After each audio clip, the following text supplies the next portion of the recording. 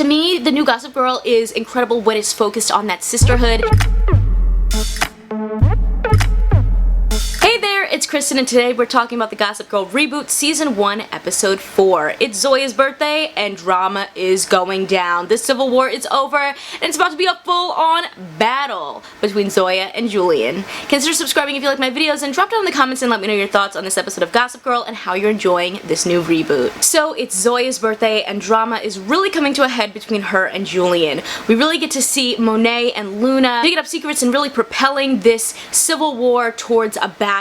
And we even get to meet Georgina Sparks' son, Milo Sparks, who comes in and is ready to help Zoya go into this battle. I thought that was a bit of a fun throwback to the original Gossip Girl, seeing Georgina Sparks' son. He's an 8th grader at school, and he's got all the knowledge of, like, a Russian spy, basically. Now, not only is it Zoya's birthday, but this is also a really difficult time for her because this is the same day that her mother passed away, giving birth to her because she had lupus. As we talked about last week, Luna is dropping a secret about Zoya that's going to mess up her situation being able to stay at Constance Billiard, which is that she's living at her grandmother's apartment and she's not there. There's a whole drama situation there, and they kind of make it seem like Julien was the one involved, and Julien does go back and forth of, yes, I want to get rid of Zoya, no, I don't. But all of these things come to a peak at this joint party that they end up having, where Julien is ready to out the big secret that she's had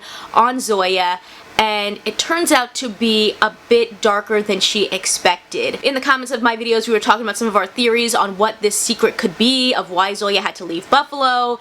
Was she involved in a cheating scandal? But it turns out Zoya's best friend turned on her, didn't think she was cool anymore, and wanted to be friends with the popular girls. One day, while Zoya was trying to get back in the good graces of these kids, they are joking with her, telling her to spray paint graffiti on the school. She's doing that, and then they lock her in a classroom, and then they start calling her a mother killer because of her mother's passing, which is very dark and very rude, and like, that's terrible.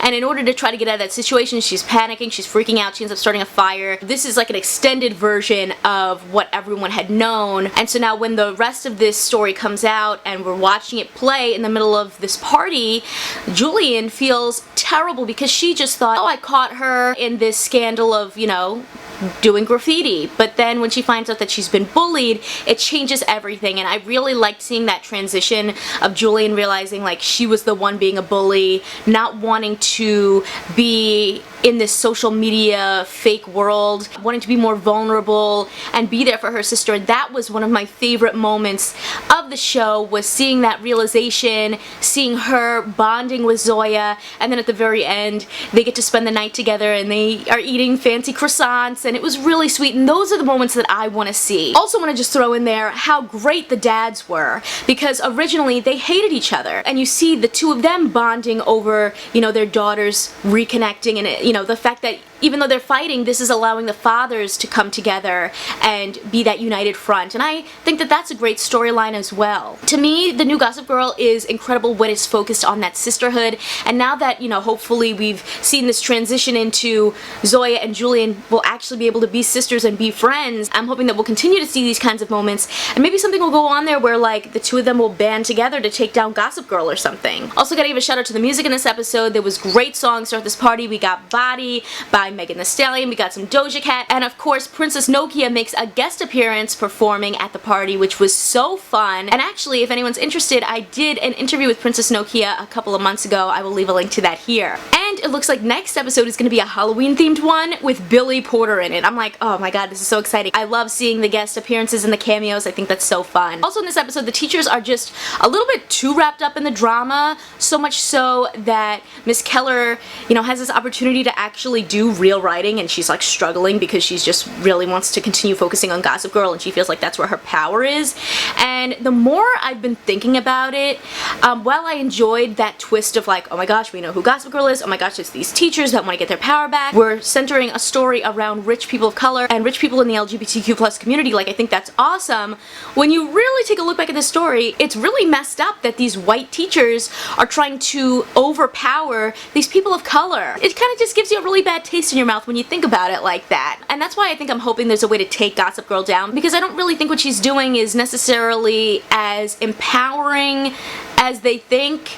You know, I think there's kind of this like tinge of racism when you think about it. And especially as you really are focusing on Zoya and Julien, who are probably the two most unproblematic characters on the show. These are the two people that they're focused on. Why are these white teachers trying to take down these two specific black women that are very smart and successful and actually have really good hearts? I also gotta say, oh my goodness, wasn't Miss Keller talking so loud at that party when she was talking about how they're Gossip Girl? I was like, how did nobody overhear that? Isn't everyone kind of contributing to Gossip Girl at this point? I'm sure someone's listening in and heard that conversation, because they were talking so loud in a public space at a party that everybody's at. I'm like, how do people not know you're Gossip Girl at this point? You might as well have just spoken over the loudspeaker. Jeez. Getting into the Aki and Audrey storyline, they've been really avoiding each other since this whole Max thing, and eventually Audrey finally confronts Aki and is like, let's just talk, like, are you gay? And he's like, I don't know, and then ultimately he says that he thinks that he's bisexual. I think they had Audrey handling this situation well, you know, kind of showing that she was there for him and that it doesn't matter whether he's gay or bi or anything, she'll always be there for him. And so I appreciated seeing that, because I'm sure that's something that can be very confusing on both sides to deal with when you're trying to figure these things out, and it looks like maybe this will lead into something in the future between the two of them and Max. And speaking of Max, you know, after last week you kind of really understood where he was coming from, the struggles that he was dealing with his dads and their relationship.